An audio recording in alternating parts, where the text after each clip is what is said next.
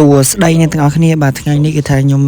ប្រហើនខ្លាំងមែនតើបាទគឺថាចូលមកបាញ់1-4តែម្ដងបាទហើយគ្នាយើងអាចទស្សនាវីដេអូនេះតាមអារម្មណ៍បងប្អូនក៏ដូចជាមើលទស្សនាដោយភាពសប្បាយរីករាយរបស់បងប្អូនបាទ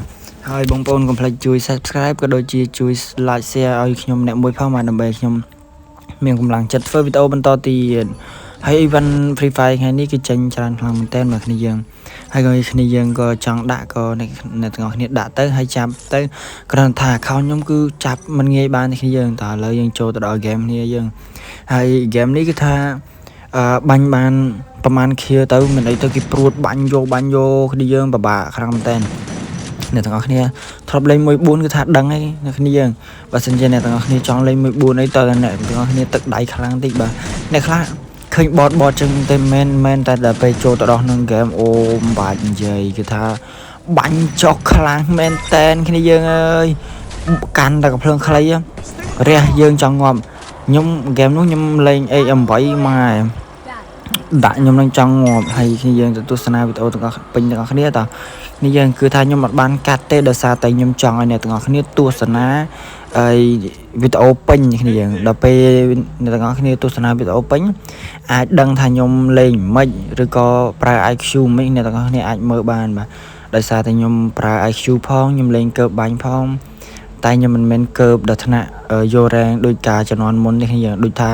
ការ2018 19ហ្នឹងអូចិត្តផ្ទះភិកយកគ្នាយើងម៉ែលោតបូនហ្នឹងអ្នកខ្លះដាក់បដាល់ទៅវាយយើងអាហ្នឹងការហ្នឹងជំនាន់ហ្នឹងអូគឺថាសុបាយខ្លាំងមែនតើមកពាក់តាកដាប់ដៃអាបដាល់មកនោះចូលតបាញ់ហ៎ច្រឡំបាញ់វាយគ្នាលើតអាក្នុងដបូនហ្នឹងឯងអូ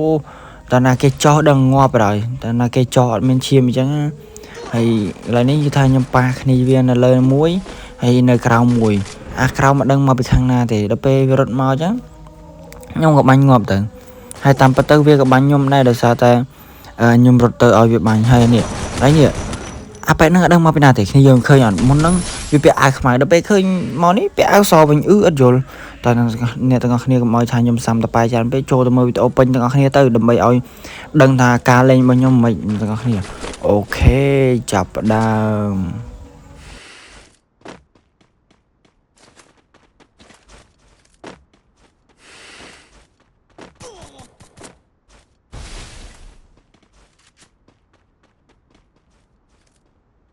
Need equipment.